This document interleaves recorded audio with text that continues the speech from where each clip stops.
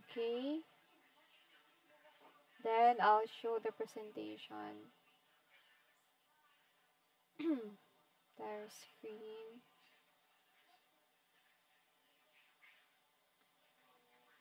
Hinay kayong signal.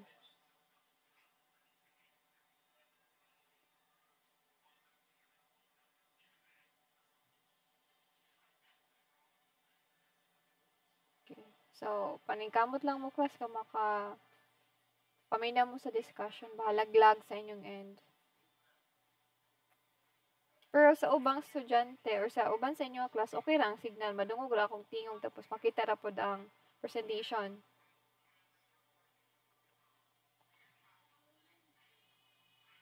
So, I would assume okay sa inyong end. Okay, so our topic for today is basically a continuation for our topic on mutation, which is lesson 9. And this continuation is titled DNA Repair Mechanism. Okay, so last time class, we were able to discuss the different examples of mutations, what are the main causes, why mutation happens, and what are the different types of gene mutations, and as well as chromosome mutations. Now, even though class hadlo kayo ang effective sa mutation, what I'd like to highlight in this discussion that for most organisms like us, we rely on a number of DNA repair mechanism to counteract the effect of mutation. Okay, so this include or this can range actually from proofreading mechanism to correction of replication errors and then to base excision and even mga homologous recombination repair.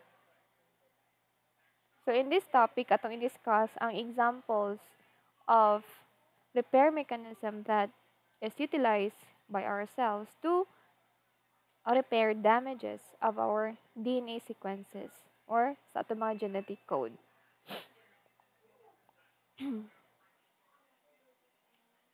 And so before we start discussing the repair mechanism, we need to understand first how our DNA gets damaged. Okay? Kay, of course, kabalo na magyutadaan nga itong DNA, they are vulnerable to damages. So, it could either be nga na ay mga alterations sa iyang DNA sequences or na ay mga masubra na mga chromosomes or makulang na mga chromosomes. So now we have here two categories of DNA damage. So the first one we have endogenous pathway and the other one we have exogenous pathway. Now kapag endogenous pathway class, it pertains to processes that are happening inside our cell that can lead to DNA damage. Okay? From the word endo, that's inside. Inside man ang pasabutan na. Like endosperm. Kato na siyang structure nga naasulod sa kanang tawag aning liso ba? Sa seed, sa plants. So, kapag makakita mong endogenous class, this pertains to mechanism nga maghitabo inside our body that can lead to DNA damage. Then kapag exogenous naman, from the word exo, that's outside, no? Mga processes ni siya or mga factors ni siya nga makitaan sa tang environment nga maka-affect sa structure sa sequences sa ato ang DNA. So we have here the processes that are involved in endogenous pathway. You have there the cellular metabolic processes. Like for example, we have there mga mismatch of DNA bases, hydrolysis, oxidation, and alkylation. So kani sila class ng mga biological processes nga may tabo sulod sa atong lawas, they can lead to damage of our DNA or they can damage our DNA sequence.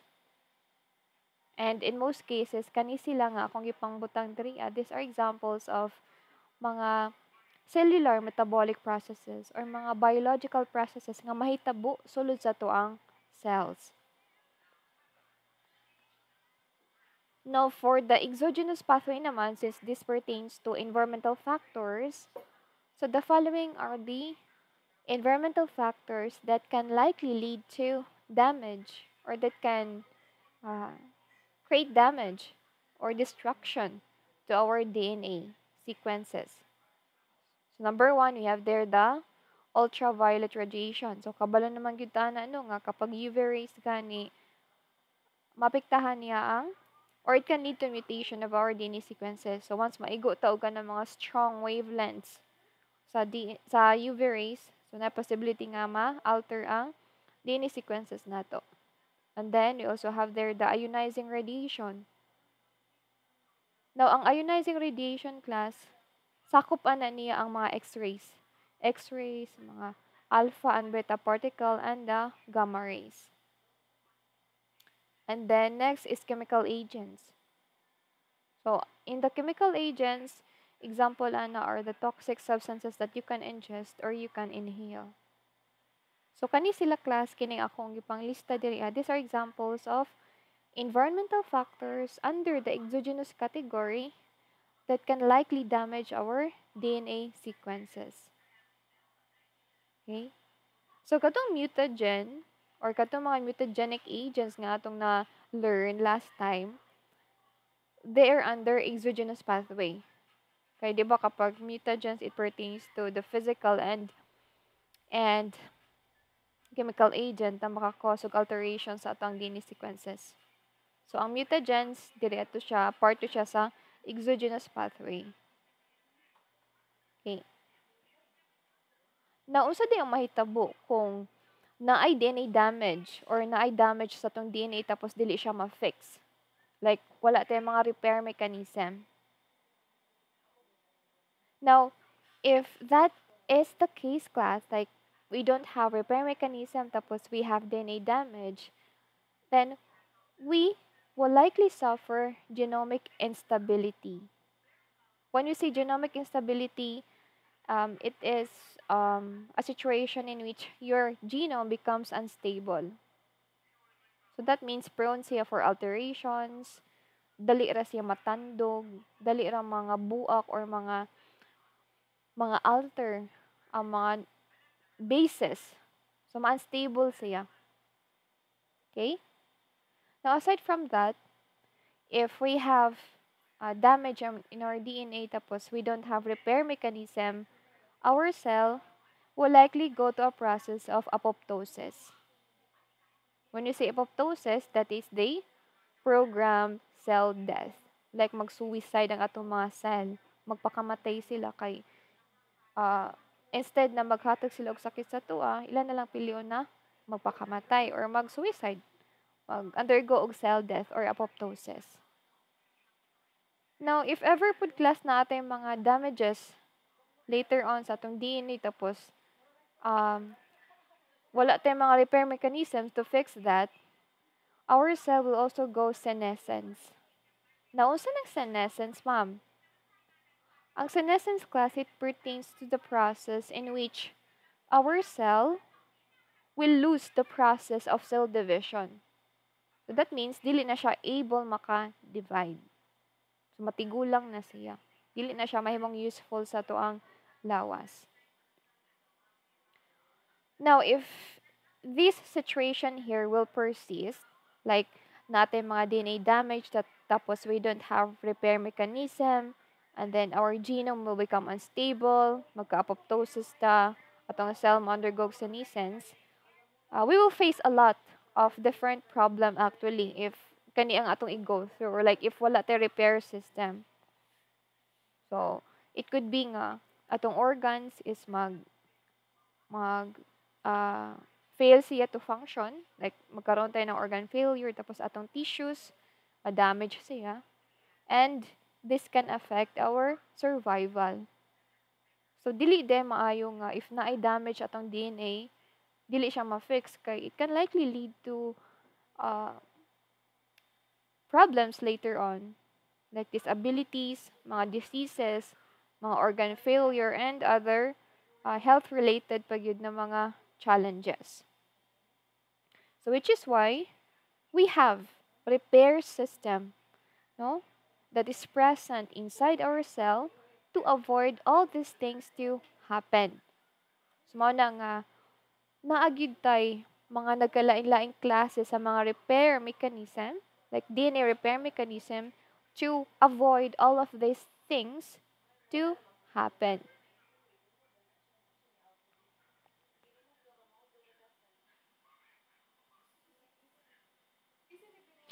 Okay, so going back with our discussion for the different pathways that can likely damage our DNA, di ba we have there the endogenous pathway and the exogenous pathway. Now, based on our discussion, ang endogenous pathway, it pertains to pathway wherein diha mahitabo ang mga cellular metabolic processes or mga biological and chemical processes nga naturally occurring sa atong sulod sa atong lawas. Okay? And then for exogenous, man siya katong mga mutagens, no? Mga environmental factors nga naa sa atong palibot nga maka-likely lead into damage of our DNA. So, if every class magkaroon tayo ng mismatch DNA base, there is a certain repair mechanism for that to fix the damage that is created by this mismatched DNA base.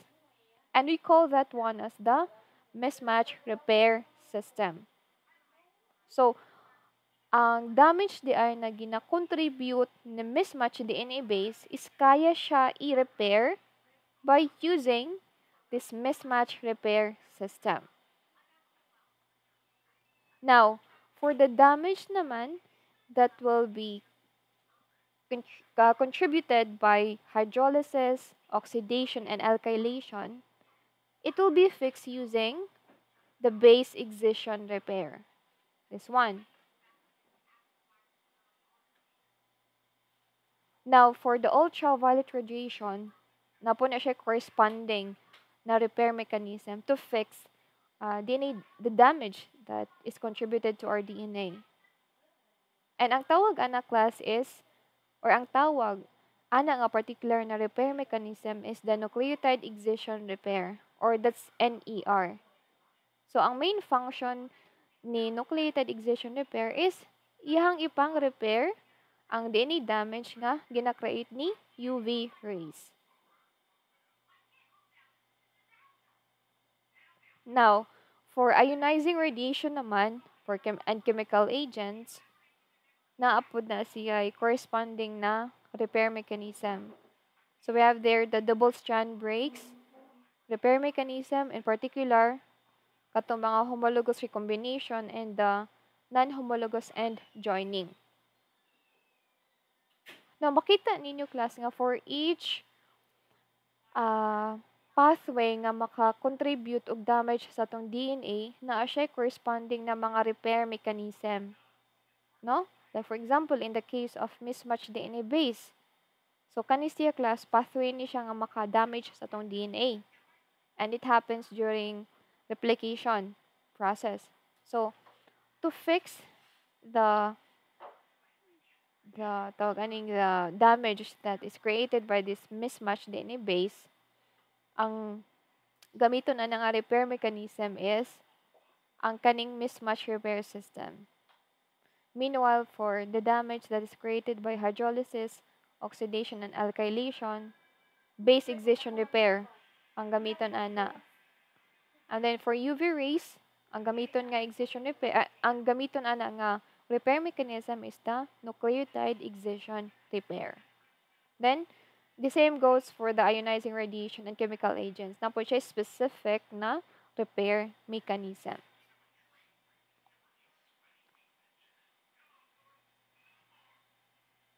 So, this illustration here summarizes the 5 basic repair mechanism that is utilized by our body to fix damage or kanang mga destruction nga mahitabo sa ato ang DNA sequences. So like for example, replication errors. So kanang replication errors class can likely lead to base mismatch and bulges.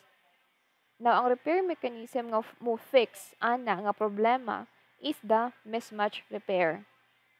So, mo gini siya ang specific na repair mechanism nga mo address ana nga particular nga problem that is created by replication error. Now, to fix naman the problem that is generated by the ROS or this reactive oxygen species, by this oxidation, alkylation, and hydrolysis, kay kini man gud siya class ng mga factors. This can lead to single strand break or single base damage. And so to fix this problem here, ang i-utilize ana nga repair mechanism sa atong lawas is the base excision repair. Okay? Now, for the UV rays, ang repair mechanism na mo repair or kanang tabang para maayo ang damage na ginahatag ni UV rays sa atong DNA is the nucleotide excision repair, or that's NER. Now, for the ionizing radiation naman, since in most cases this can lead to double strand break, na duha ka mechanism nga mo fix ana. We have there the non-homologous end joining and the homology-directed repair or the homologous recombination. So, kani siya ang duha nga mechanism class, kani siya ang gina-make use or gina-utilize sa atong lawas to fix the double-stranded, a break in the double-stranded DNA. Okay? Questions so far? Clarifications?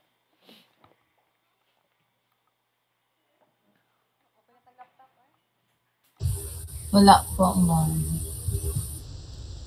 Wala? Okay? So, let me proceed to the first repair system. And this is the mismatch repair system.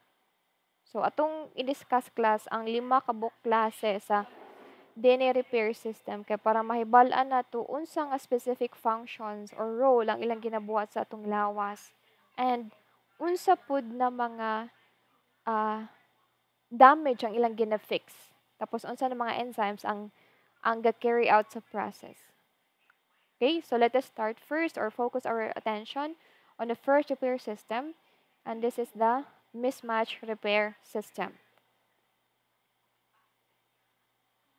Now, the main function of the mismatch repair system is to correct the errors or the mistakes that are made during DNA replication, like mispaired bases and strands slippage. Kay even though class accurate kayo na si DNA polymerase na mo-adds og mga nucleotide sequences sa parental strand during replication, nagyoy time class nga masayop na siya. Like in this case, instead nga cytosine ang iyang i-add, makita na to nga naka-add siya og mali nga base, and in particular adenine ang iyang na-add. So kana siya ma-consider na siya as replication error. And hadlok if ang kanang error sa replication mo proliferate siya, like madala siya sa ato ang genes, kay this can likely lead to mutated DNA sequence. So mo ni siya ang main reason mo ni siya ang main function ni mismatch repair system. Iyang ipang-correct ang mga mistakes nga nabuhat during replication process, like mispaired bases or yung mga mismatch bases and mass strand slippage. Now, we have there the different examples of proteins that are used to carry out the process of mismatch repair system. We have there the MUT-S, the MUT-L, MUT-H, helicase, mga exonuclease, DNA polymerase, and ligase. Pero in reality, ang inyo lang yung hinumduman class kapag mismatch repair system na agyuning tulo ka buok protein complex kining MUT-S, MUT-L, and MUT-H. From the word mismatch, so ang iyang enzymes pod is magsugod pod sa letter M. Okay, so mo lang na siya inyong hinumduman for the mismatch repair system. Tapos, ang iyang effects nga problem are those errors that are made during DNA replication. So, atong ilailahon unsang function ani ng mga MAT-S, MAT-L, and MAT-H. So, we have there MAT-S. Okay? So, si MAT-S class, it is also known as the mismatch recognition protein. So, siya gyud ang makonsider na to nga bida-bida sa mismatch repair system.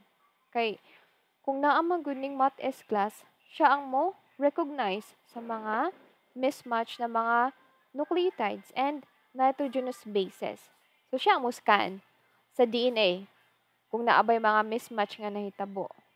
Tapos, after ana, diyan na mo sunod sila MAT-L, sila MAT-H, and then mga helicase. So, magpuli-puli na silang role, no? Para ma-fix nila ng mismatch repair system. Sorry. Ma-fix ng mismatch na base. Okay? So, we have here, class, the steps that happens, or how a mismatch repair system can fix problems that are related to mispaired or mismatch bases. So, diri a class, ako lang ipakita sa inyo unsa ang mahitabo for each steps. Like, unsay kanang unsay mahitabo, tapos next ana. Pero later on sa atong quiz, if ever mag-quiz ta ni, dili na ko particular sa steps. Ang ako alang masabtan ninyo kung unsay role ana niya nga mismatch repair system, tapos unsa na mga enzymes ang ga-carry out ana nga process. So, diri sa mga steps, ako lang yung i-simulate sa inyo unsa ang mahitabo, next ana, tapos unsay last step, kana siya. So, we have here the step 1 for our mismatch repair system or mechanism. So, ang first na class nga mahitabo is ang parietal strands sa DNA, they are marked with metal groups. Kaya mailhan man good class sa mga MAT S, L, and H nga complex nga parental strand na siya kay naay attachment of metal groups or naay mga methyl ba? Mga methyl na compound. Okay? So, kana siya nga methyl groups, mo-attach na siya sa parental strand kay maghatag siya og kanang timailhan sa mga enzymes nga parental strand siya and dili siya daughter strand or newly synthesized strand. So, man na siya ang first nga step. Now, after that, during DNA replication, the MAT-S will scan the newly synthesized strand. So, kana si MAT-S class, siya gyud ang mo recognize or siya ang mo detect ba kung naabay mga mismatch nga nahitabo. Now, after ma-detect na ni MAT-S, together with the help also of MAT-L, mo form na sila og kanang complex or kanang tawag ani mo bind sila class ba? Mo bind sila diya sa area nga naay mismatch base. So, inig-bind ana nila, tawagon po to nilang other enzymes which is si MAT-H. So, si MAT-H, diri class, will make a nick. When we say nick, gap na siya. So, iyahang i-cut. Naay portion sa DNA sequence nga iyang i-cut. And this portion can be found in strand that is opposite to methyl tag. So, this one here. Mag-create siya nick diri Okay. So, basta kay mao na ilang role, mao siya ang logic, no? So, nga kanang si MAT-S, ipang-scan niya ang mga newly replicated DNA, tapos once makadetect siya nga naay mismatch sa bases, mubind siya dito, tapos tawagon niya itong other enzymes, tapos ang other enzymes na po na sila corresponding role. So, in this case, si MAT-H, mag-create siya og nick or kanang small cut or gap good class sa DNA strand. Dito sa area nga duol atong naay mispaired base. Now, after that, the DNA exonuclease will excise the DNA. So, after di ay nag-bind si MOT S and MOT L, tapos napod to si MOT H nga mag-create atong kanang nick or short gap, musunod na dayon ana si enzyme exonuclease. So, si DNA exonuclease, ang iyang role is siya ang mo excise or siya ang mo tanggal or mo cleave or mo remove sa strand nga mispaired ang base. Like in this case, iyang gitanggal gyud ang isa ka strand sa newly synthesized DNA or sa daughter strand man ni kining pink. This is the daughter strand. Kining na ay metal tag or kining blue, this is the parental strand. So, tanggalon na ni exonuclease ang DNA sequence nga na ay mispaired base. So, iyang i-remove. No? Then, after that, since naa na may gap, diri class, di ba makita ninyo nga nanay gap, ang buhaton na is, mo jump dayon into action si DNA polymerase. So, this one here sa step 5, makita na ninyo nga na-repair na ang kanang DNA sequence. Like, nawala na tong mispaired base. Pero in reality, kinigong gap diri ang nga inyong nakita here. This one, this will be this will be filled with DNA nucleotide by DNA polymerase.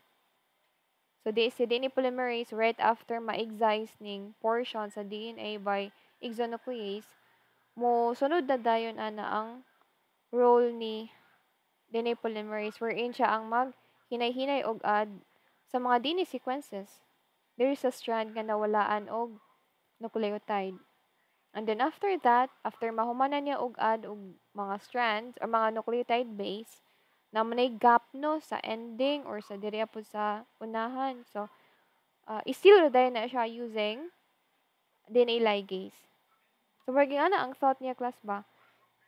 Dili mo go through ang process sa mismatch repair mechanism kung wala tong mga MOT-S, MOT-H, and MOT-L.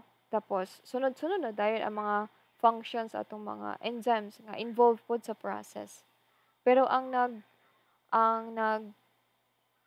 carry out good or ang nagsugod good sa process is katong mga enzymes nga unique only for the mismatch repair system. Okay?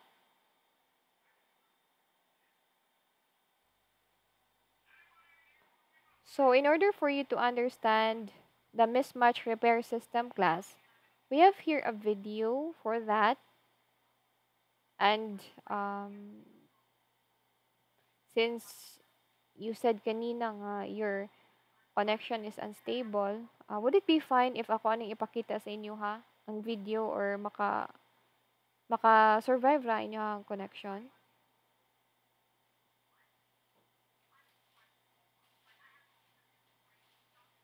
Okay ra? Sige, ako ning ipakita sa inyo. Kaya para mas masabtan gyud ang mismatch repair system. Kay mas nindot man gyud ang naay gani simulation jud class ka kanang naay mga nag-move na mga enzymes kana siya. So for a while lang.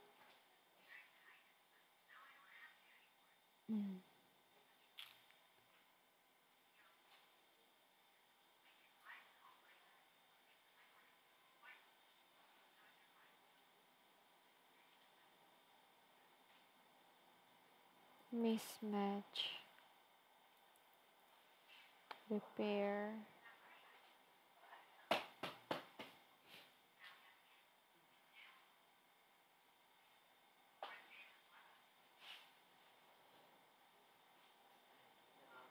Here. Sumali siya. Ding ding dong.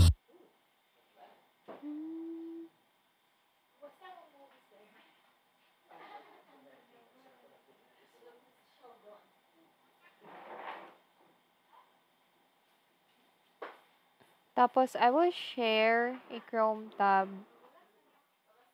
Chrome tab. Okay.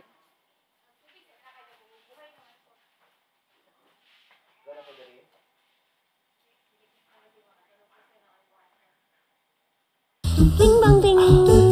Pam pam. Okay. Kana class madungog ninyo? Sapat ba sa vitamin D ang pampatangkad ng anak mo? Madungog siya. Mahalagang paalala, ang Growy ay hindi gamot at hindi dapat gamitin panggamot sa anumang uri ng sakit.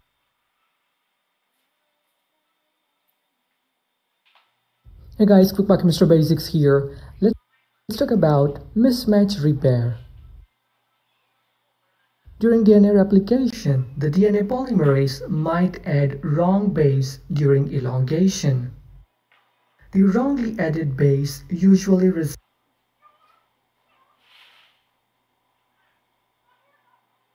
in mismatch nucleotide.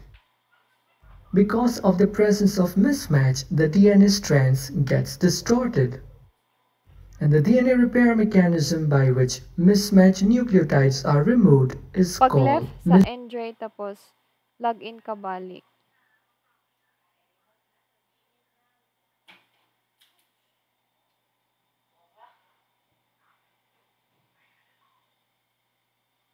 Ay, nag-log siya.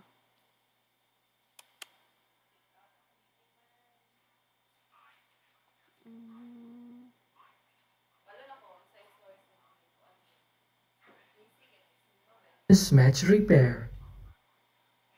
Let's see the mechanism of mismatch repair in detail. The proteins involved in mismatch repair are MUT-S, MUT-L, and MUT-H. A simple mnemonics to remember these proteins is MUT-S for shoes, MUT-L for lamp, and MUT-H for helicopter. The protein that recognizes mismatch nucleotides in the DNA is MUT-S. MUT-S is also known as mismatch recognition protein. The MUT-S protein functions as a dimer and identifies the mismatch in the DNA. In the next step, MUT-L dimer binds MUT-S protein. Next, MUT-H protein binds MUT-S MUT-L complex. Now let's take a pause and try to recall one very important point of DNA replication. It should be noted that the parent strand is methylated, whereas the newly replicated daughter strand is not methylated. Usually, adenine at GATC sequence in the parent strand is methylated. This overall structure is called hemimethylated DNA, that is, one strand is methylated whereas one is not. The enzymes involved in mismatch repair can recognize the methylated and unmethylated strands. This means they can actually recognize the parent and the daughter strand. Now let's come back to mismatch repair mechanism. The MUT-H protein acts as a type 2 endonuclease. Once bound, the endonuclease activity is activated by MUT-L. The MUT-H searches for the nearest GATC sequence with methylated adenine. During this search, the DNA is usually looped out. Once the GATC sequence is identified, the MUT-H protein cleaves at the daughter strand. In the next step, UVRD, which is also known as helicase 2, unwinds the cleaved strand. The unwinded strand is usually removed and cleaved by exonuclease enzyme. Next, DNA polymerase III replicates the DNA and adds correct nucleotides. Finally, the gap is sealed by the formation of phosphodiester bond by DNA ligase.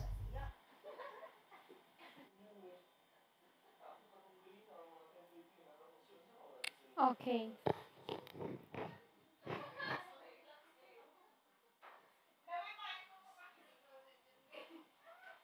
Alright, so, ah, nadunggan ninyo or nakasabot mo?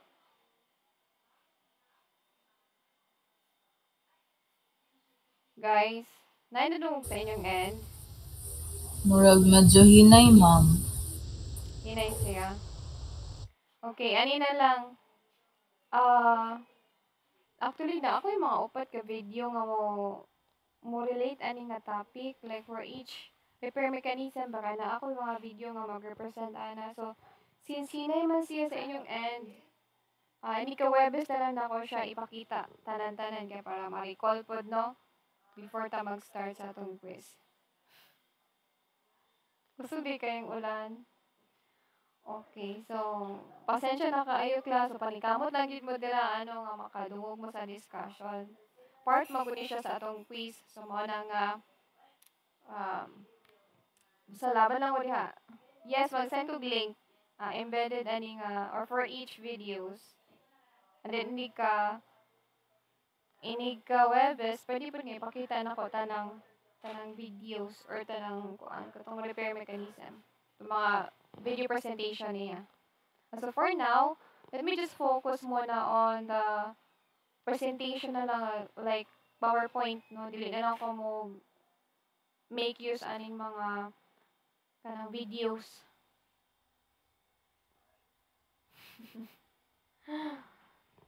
They were sa panahon gina siya mong hinay. Then at the same time, ang internet provider po nato kay unstable. Dili enough ang service na ilang ginahatag. Okay, so labanin na ninyo diha. Sige.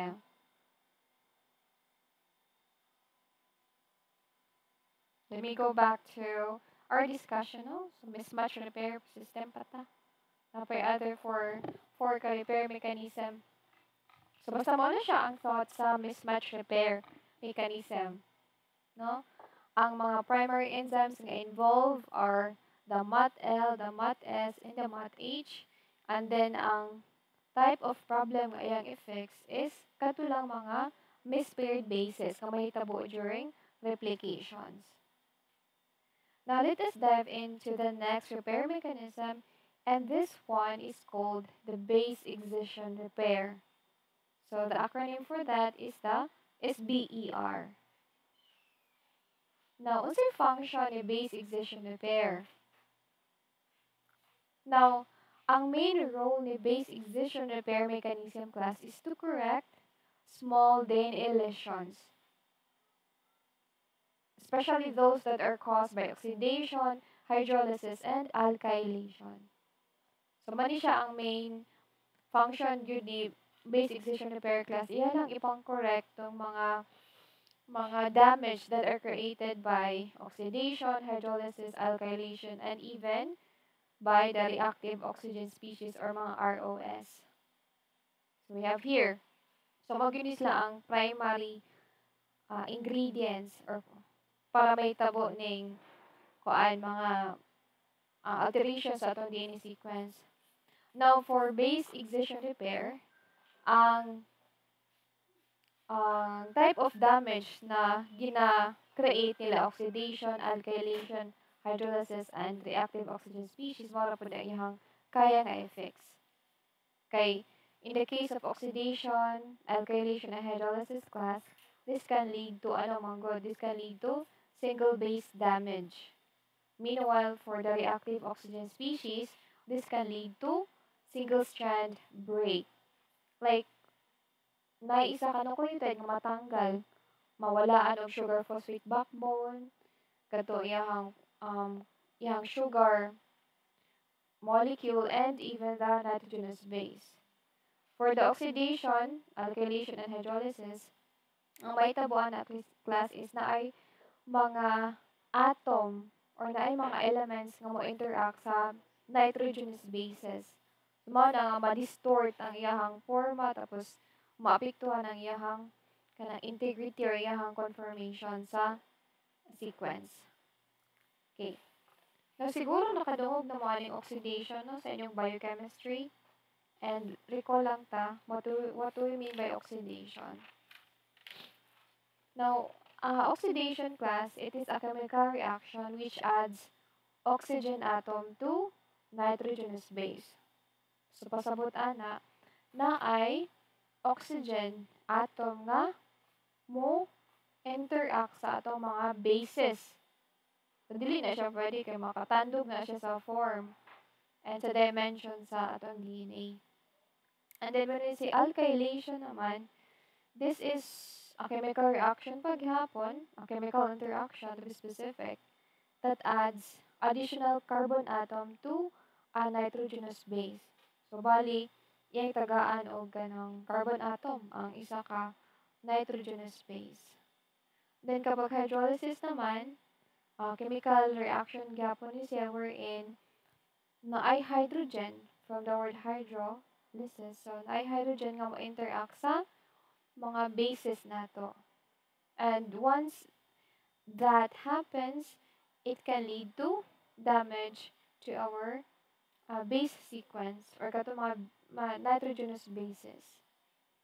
Then for the reactive oxygen species naman, in most cases, these are the byproducts that are generated during mga cellular metabolic processes like kanang mga aerobic respiration, mga photosynthesis for plants. Maka-generate man na siya class og mga reactive oxygen species like mga superoxide, mga hydrogen peroxide, which will interact with our sequences, our DNA, and this can lead to single-strand break. Now, kung si mismatch repair system, ang iyang ayuhon lang, or ang iyang effects lang is kato mga mispaired bases. Si base excision repair class, ang iyang pong kaya na i-repair is kato mga damage that are caused by the aforementioned factors or katong mga cellular processes like oxidation, alkylation, hydrolysis, and ROS. So, bali, dili na niya kaya nga effects ng mga mispaired bases kaya na may repair mechanism for that. So, mag-focus na siya sa iyang assignment yun. No? Now, the following are the proteins that are involved in the base excision repair. So, we have there the DNA glycosylase, the AP endonuclease, and the DNA polymerase, as well as DNA ligase. Now, ang main role ni DNA glycosylase class is siya ang mo-recognize and mo-remove sa mga incorrect or mga damage na mga base sequence sa atong DNA. So, kanang specific function po jud ni class ni glycosylase nga ang iyang tanggalon lang are those incorrect and damaged base sequences. Kaya diba, as we know, ang nucleotide, they are made up of phosphate group, itong sugar backbone, katong sugar nga molecule, tapos katong nitrogenous base. So, ang main role lang yun ni glycosylase is siya ang mutanggal atong nitrogenous base nga naa sa DNA sequence. Katong mga incorrect or damaged nitrogenous base. On the other hand, for the AP endonuclease, it will cleave the DNA at a basic sites to produce DNA with a 3' OH group on one end and a phosphorylated deoxyribose on the other end. Now, in other words, class, kung si glycosylase ang iyang tanggalon is katong incorrect or damaged na nitrogenous base, kani si endonuclease Ang iyang tanggalon class is the sugar phosphate backbone nga gigikanan atong incorrect nga nitrogenous base. Kay in a DNA sequence man god, of course, nagi na siya mga nucleotides, no? Once ma-remove ng base nga naa sa nucleotide sequence, wagtangan na siya og nitrogenous base pod or katong mga ATCGs. So, ang mabili na are the sugar phosphate backbone. So, ang main role ni endonuclease is very specific lang pod. Ang iyang tanggalon is the sugar phosphate backbone. Tapos, sila din ni polymerase na dayon and then din ni ligase. Napod na sila, magamit po na sila. So, I would just simulate your class unsa may tabo during base excision repair. Okay, so, dili mo na ako gina-encourage or in a way, gina-oblige nga memorize yung mga steps for base excision repair. Pero what I'd like you to be familiar with are the enzymes nga mo carry out sa process sa base excision repair. So say for example, we have a double-stranded DNA and one nitrogenous base is deaminated. When we say deaminated, pasabutan na nga naay nitrogenous base nga natanggalan og nitrogen atom. So in this case, kining pula nga inyong nakita, this is actually cytosine. Pero kini siya nga cytosine class natanggalan siya og nitrogen atom. So ang nahitabo is nahimanon siyang uracil. So nag-transform or nag-metamorphose siya into uracil instead nga kanang cytosine siya. So ang mahitabuan ni is maka-create ni siya og kanang distortion sa tuang DNA sequence. Tapos ma-detect na siya sa atong cell sa ato ang mga enzymes nga naa inside sa ato ang cell. And to be specific, ang enzyme nga mo-detect ana kaning deaminated nga DNA with uracil is the glycosylase. So diri sa representation nato class, the glycosylase is kaning more liso or siya kanang bean nga liso. So here si glycosylase yang i-remove tong uracil which is that's a mispaired or a damaged base. So yan ang i-release yang tanggalon ang nitrogenous base only, which is in this case the uracil. And once that happens, it can leave an AP site. Ang AP site class, it pertains to the a basic site or apurinic or apyrimidinic site wherein it is devoid of any purines and pyrimidines.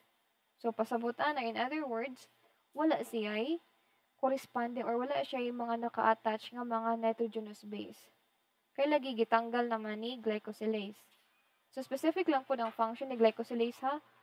Ang ihara pong tanggalon is a damage nitrogenous base. So after matanggal na ni glycosylase ang kaning na damage nga base, mosunod na dayon si AP endonuclease.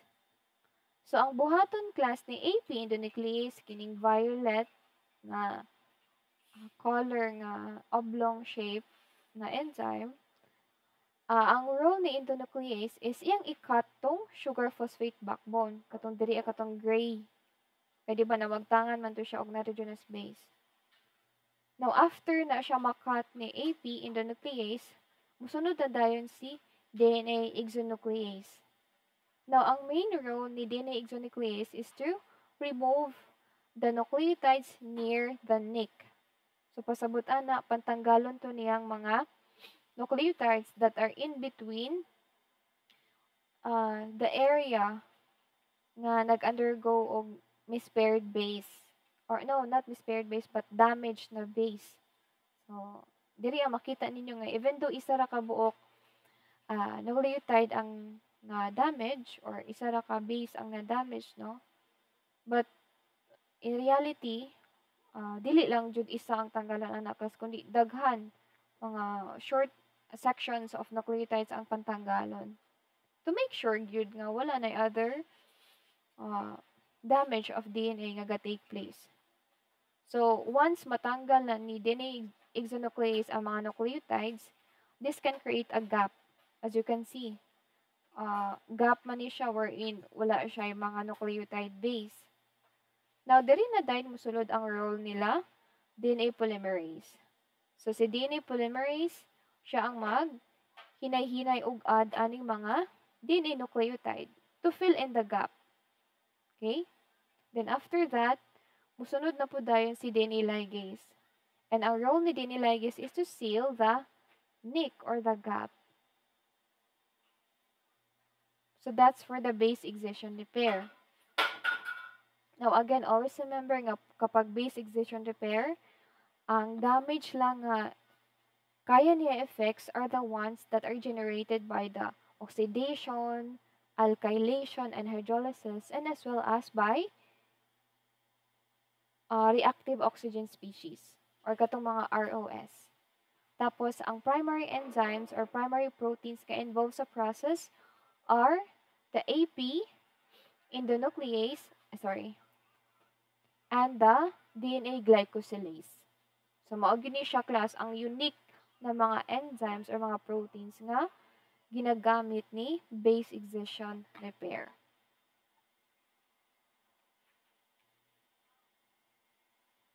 So, that's it for the base excision repair. Now, let us move on to the third repair mechanism. And this one is named the nucleotide excision repair. So, naanata sa nucleotide excision repair. Now, unsa po'y function ni nucleotide excision repair? So, ang main role class ni nucleotide excision repair is to remove the bulky DNA lesions, such as those that are generated by pyrimidine dimers that distort the double helix. So, kadtong damage class nga gi-repair ni base excision repair mechanism is small scale lang to. Now, if daghan na ganing nucleotide ang affected, like duha, tulo, upat ka nucleotide ang damage, ang mo fix na ana nga repair mechanism is the NER, or that's the nucleotide excision repair. So, mao nang mabasa niyo diri ang mga bulky. That means dinaghan, mga tapok-tapok na mga DNA lesions, especially those that are generated by the pyrimidine dimers. Now, where can we see pyrimidine dimers? So, ang pyrimidine dimers class, makita nato when the sunlight, so of course, naiadlaw no. So, we have here the sun. Diba naman sila gina-emit ng mga photons and mga UV rays.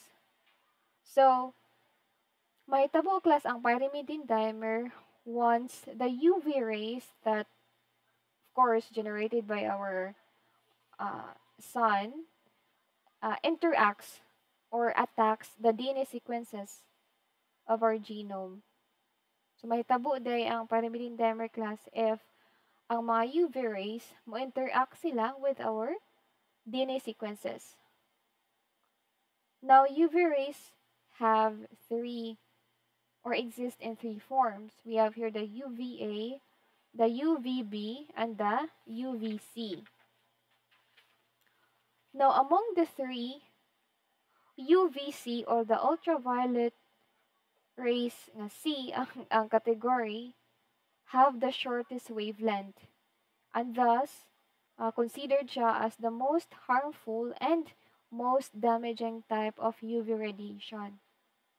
Meanwhile, kining UVA, it has the shortest wavelengths, which means dili nga tremendous ang damage nga ginahatag niya.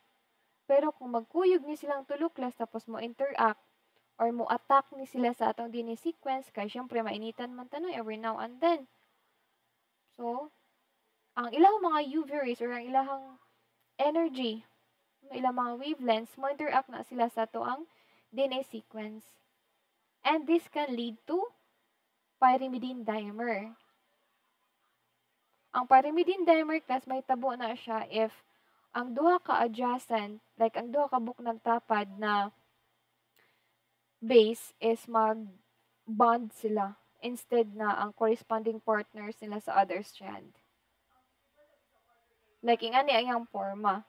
No? So, we have here a pyrimidine dimer.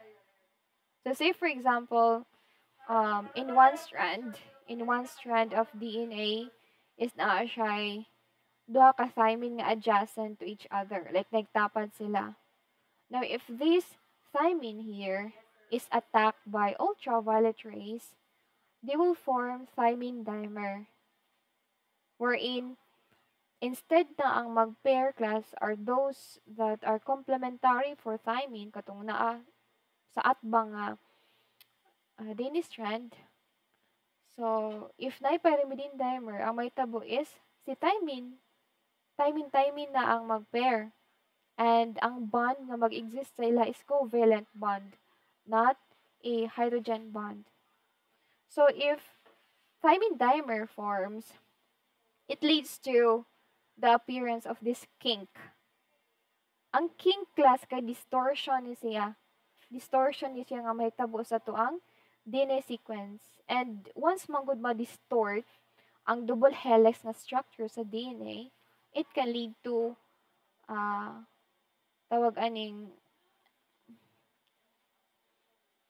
inhibition. So, ma-inhibit ang mga normal na mga processes like replication, transcription, translation, kana sila. Mga normal cellular processes. Like, in particular, kanang replication process. So, yung anak ka, delikado si pyrimidine dimer. Kaya maguba, gid niya ang double helix structure sa atong DNA. And so, para ma-fix ang damage that is created by UV rays, so ang mo jump into action ana nga repair mechanism is the nucleotide excision repair. So we have here the enzymes that is also limited for nucleotide excision repair, like specific lang ni siya for the nucleotide excision repair.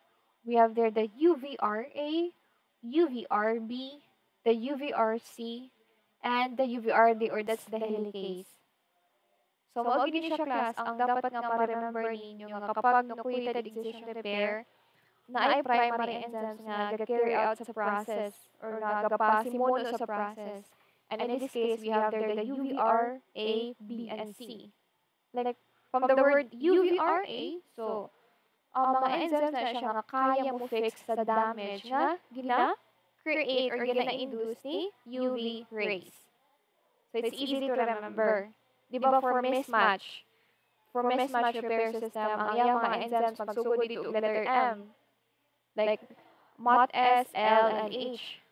And then for the base excision repair, matong katong glycosylase and APA endonuclease, katong sila. Then for the nucleotide excision repair, it's UVRA. So magsugod sila og UV, which means ultraviolet repair. A. Tapos B and C kana sila. So dali ra kay siya pag-remember ninyo kana ana siya kanang more good siya og kanang di mailahan good class. Pag UVRA, oy, limited yun siya nga pang kuan lang, nucleotide excision repair. Okay, so that's it. So, mo siya ang mga primary enzymes na ginagamit to carry out the process of the nucleotide excision repair. Now, ako na po ipakita sa inyo mga class, unsa ang mahitabo in a nucleotide excision repair. Now, say for example, we have here a double-stranded DNA, and this double-stranded DNA gets exposed to high UV radiation. So in most cases, it can lead to thymine dimer formation, like patong thymine nga bonding. Now, naay proteins actually no nga muskan ana ng mga pyrimidine dimer or kan mga thymine dimers. And as you can see there, that proteins is named, or these proteins are called the UVRA and UVRB. So kani silang duha class. sila ang magkinabangay to scan the DNA double helix if there are distortions. Like naabay na nga, nawala sa passing, like kanang imbis na double helix, naabay na-distort, like naabay nilahi ang iyang shape. Kanas yan, diba? That's distortions, kanang mga nilahi ba ng mga formations. So, iskan na siya ni UVRA and UVRB. Tapos, once ma-detect nila na ay distortions that is created by timing dimers or katong pyrimidine dimers, mubind na sila dahil like, mo-attach yun sila. Mupilit sila diyang area. Kaya para to signify ba, other proteins na unahon niya siya og fix kay this is a pyrimidine dimer. So, dapat nga maayo yun sila or matanggal yun silang mga unwanted na mga bases ba, mga base connections. Like, kini kay covalent na sila covalent bond instead ng hydrogen bond. Okay? So, once ma-detect na ito nila UVRA and UVRB class, di ba mo, pilit man ito sila, mo bind man sila dito sa area nga na ay pyrimidine dimer. Now, after nag-bind sila dito sa area, yes po.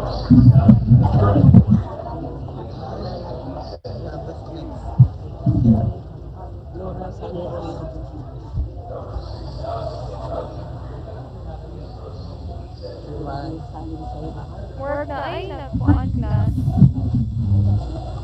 Ay, mic mo wala na off. Housewife, ano? Ilo ha? Ay, Ilo one. Bigger. Picture na lang. Class na ay mic mo wala na off.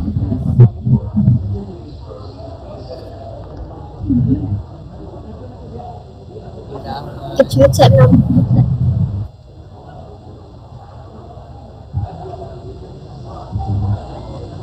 Dirulay mong mic. Napalit sa discussion.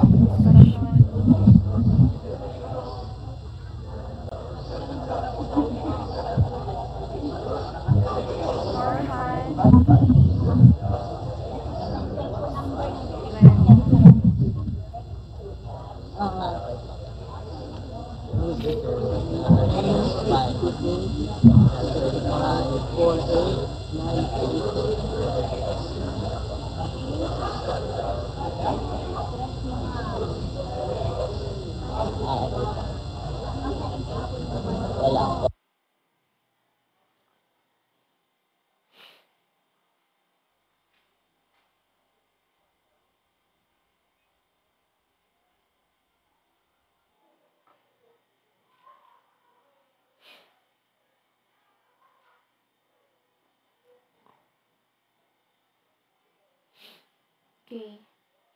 So again, going back to our discussion, in a nucleated excision repair, na UVRA and UVRB nga mag-scan sa double-stranded DNA to look for pyrimidine dimer, and once they're able to identify a particular area nga na ay pyrimidine dimer, of course, mo-bind na sila dito.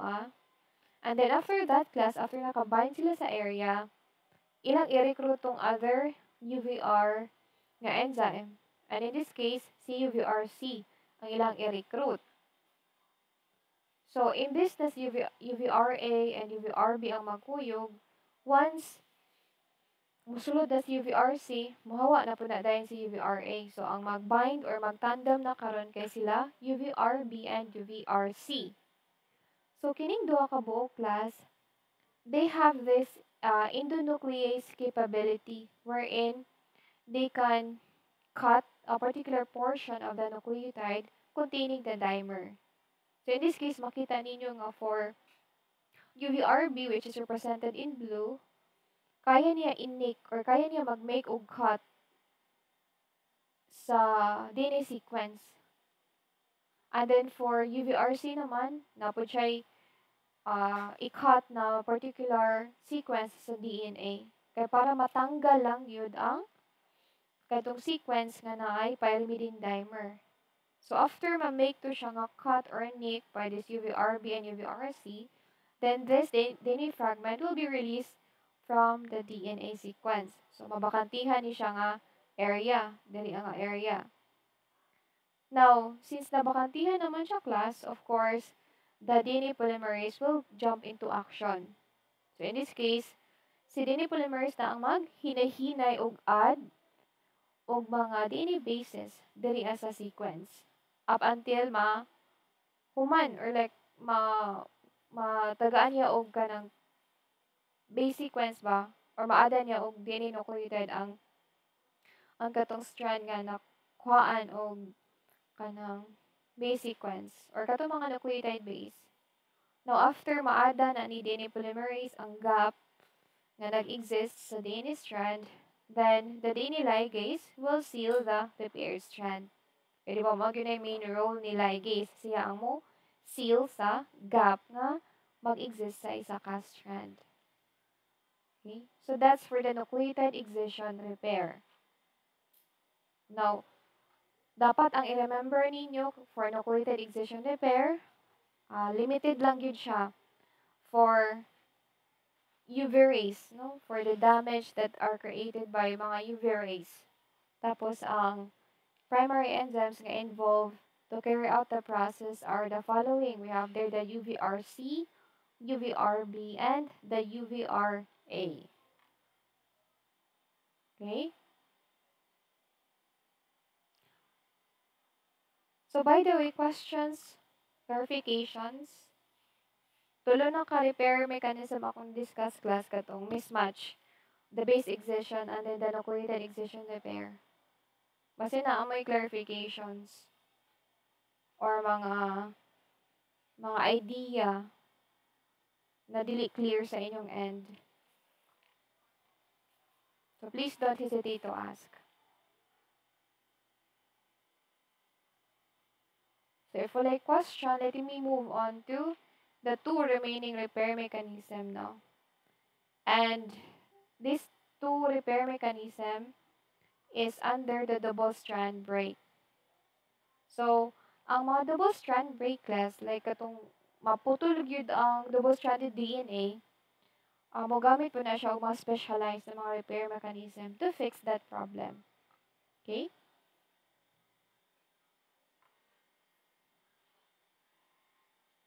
So now, ang DNA double strand break class, they can usually happen when we interact with alpha particles, beta particles, and gamma rays. Kay kani magud sila class na mga ionizing radiation, mga X-rays, mga gamma rays, they can pass through our body. No? Like in the case of alpha particles, makapenetrate siya sa atong skin. For the beta particles, makasulod siya sa atong mga internal organs. And then for the gamma rays is maka-pass through gyud siya, like mulusot siya sa atong lawas. Now, kani sila nga mga ionizing radiation, mo ni sila ang makonsider na to na mga leading cause for DNA double strand break. So sila ang main culprit nga nang mahitabo ang DNA double strand break. Now, we can also acquire double strand break of our DNA when we ingest a toxic substance using our hands, our nose, and our mouth. So in particular, this can be done intentionally by taking tobacco products or like kanang manigarilyo. So that can lead to DNA double strand break. Or if it happens nga nigamit ta og mga harmful pesticides, like the case of farmers nga ma-inhale nila ang mga residue sa mga chemicals nga ilang gipanggamit sa palayan. So makakos na siya og DNA double strand break. Now, nganong delikado kaayo ang DNA double strand break?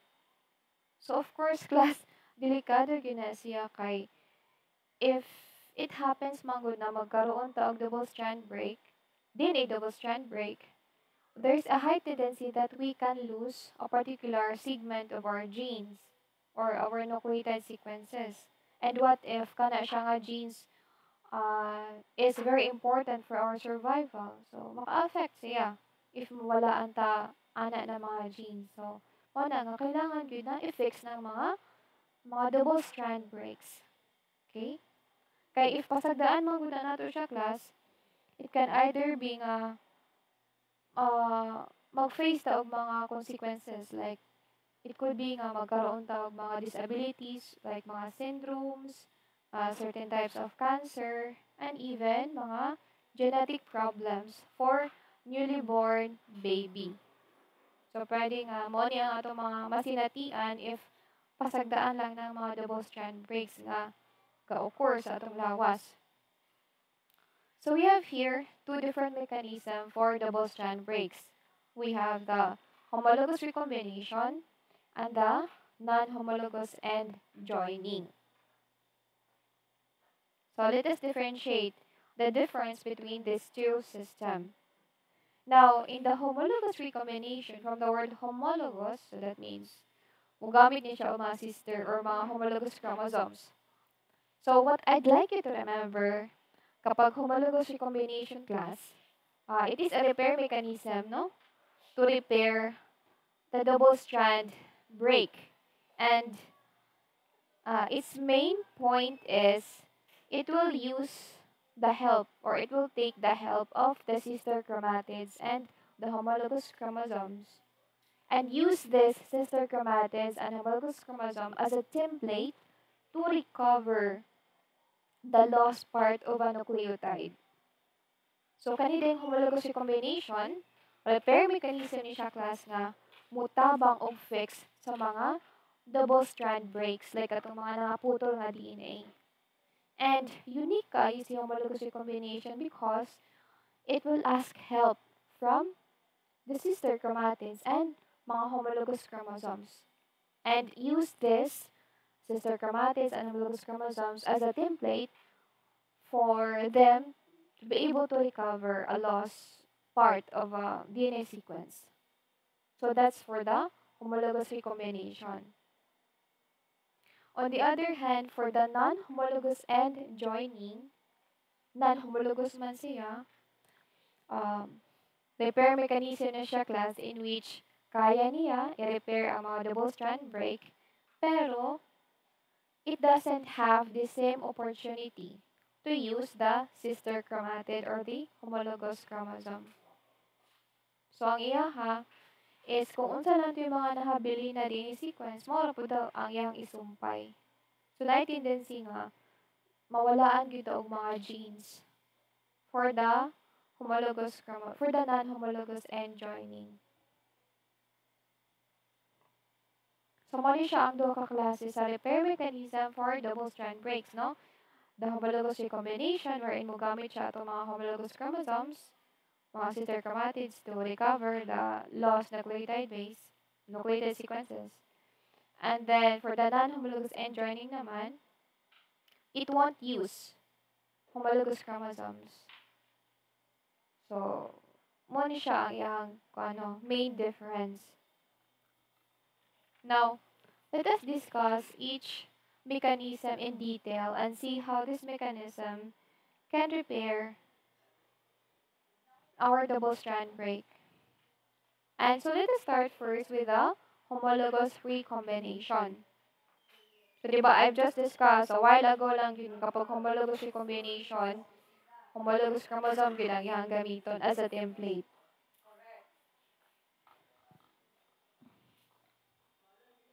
Now, in the homologous recombination, mo ni siya ang simulation class sa iyang process. So, ako lang ipakita sa inyo haon sa ang mga kanang general process kung nga mahitabo in a homologous recombination nga repair mechanism. So, say for example, we have a DNA with double strand break, like naputol gyud ang double stranded DNA. Now, if mahitabo na siya class, na yung mga enzymes nga mo digest or na yung mga enzymes nga mo detect ana nga breakage and at the same time, mo digest po na sila sa 5' end. So, pasabot na yung mga nucleotides nga ipang-digest nila, specifically those nucleotides that are located in the 5' end. So in this case, makita ninyo nga ingani na iyang forma. Ang isa ka strand na ay nag-overhang, tapos ang isa ka strand na po yung nag-overhang. So dili pantay ang pag-digest sa mga nucleotide sequence. So you may wonder nga ingana man siya forma man. Now, actually, class, kini siya nga forma is gamit ni siya later on for invasion. Kaya ila man gong i-invade ang mga homologous chromosome. So, say for example, mauna ni siya. Mauna ni ang forma niya. So, na-detect na ni nga na breakage and at the same time, na-digest ng 5' and the mga nucleotides. Now, what will happen next is the strand invasion. So, in this case, katong mga nag-overhang, dali diba naman ito yung mga nag-overhang, no? Kining mga bases mga wala na parisan sa pikas. So, nag-overhang na sila kung sila yung partner. So, kaning mga nag-overhang class na mga strand, sila ang mo-invade sa homologous chromosome. Like in this case. So, katong nag-overhang na chromosome diri sa bottom strand, siya ang i-invade sa bottom po nga strand. Tapos, katong diya sa upper portion, nga nag-overhang na strand, iya pong gi-invade ang strand nga nasa taas. So, mag-exchange din sila class of mga genetic information kaya para lang yun ma-recover itong mga nawala na mga nucleotide base. Kaya kapag homologous chromosome ang class, that means the same sila tanan. Ilang sequences, ilang genes nga naa, ilang mga arrangements sa mga nucleotide bases, same dyan sila tanan, like, identical. So, mga na ginatawag sila og mga sister chromatids, no, kay they're identical. So, after ma-recover na tanan class, or after makuha itong mga needed nga mga genetic code, so, of course, mahumana na siya, no? Mahumana na siya. And after ana is, ma-generate na itong bag-o na mga, or bag-o nga DNA strand nga na-repair gyud ang iyahang double strand break. Like in this case, nakita ninyo nga na-repair gyud siya with the help of the homologous chromosome. Okay? So that's for the homologous recombination. Now, this one naman is another example of a simulation for homologous recombination. Pero the same road gapon ka sa iyang point na ay double strand break tapos na ay sister chromatids nga gamiton later on for invasion. Tapos na ay digestion of the 5' end. So, mo na nga ang isa ka strand na mag-overhang, ang isa po kaya na mag-overhang diri sa bottom. And then, dili na mahitabo. So, if naaning mga nag-overhang class na mga DNA or no mga strand, muna siya ang gamiton as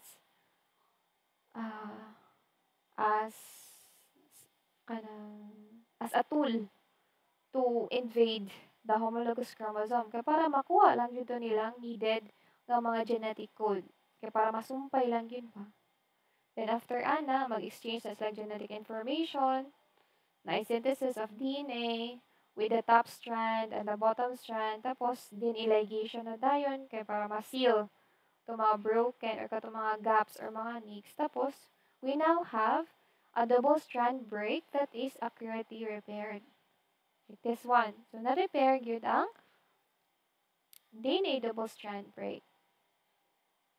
So, that's how fascinating it is ang homologous recombination. Kay, it will utilize here the homologous chromosome. Mark, i-take advantage niyo ba nga since na may homologous chromosome, why not use the genetic information nga naa kay homologous chromosome to fix double strand break? Now, the last type of repair mechanism that takes place in our DNA, and this is particularly useful for the double strand break, is the non-homologous end joining.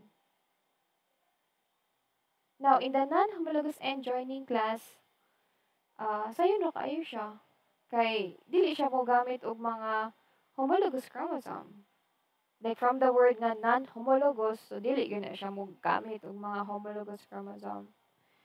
So sa iyaha, if na ay DNA breakage, like ang DNA double strand na putol, ang buhaton ana is na mga enzymes gyapon nga involved, like mo degrade atong particular portion sa DNA kay para mapantay sila ba.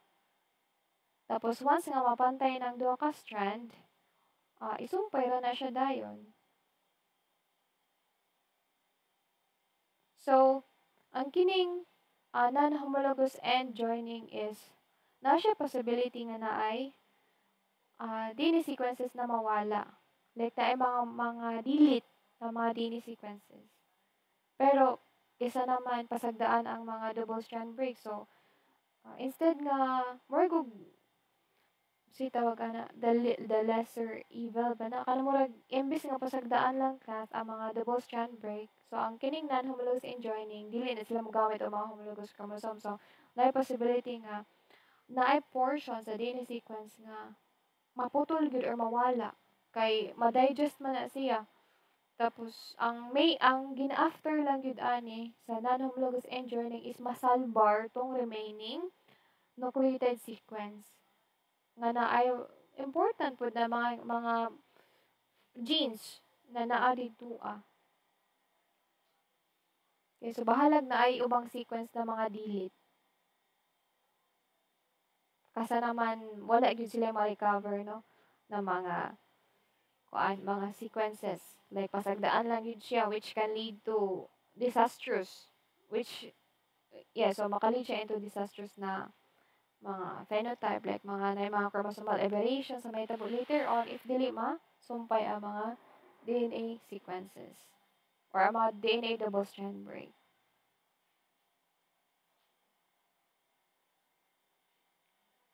So that ends my discussion for today.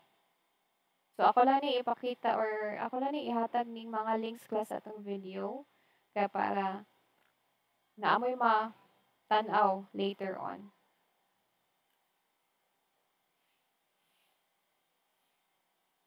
So nga na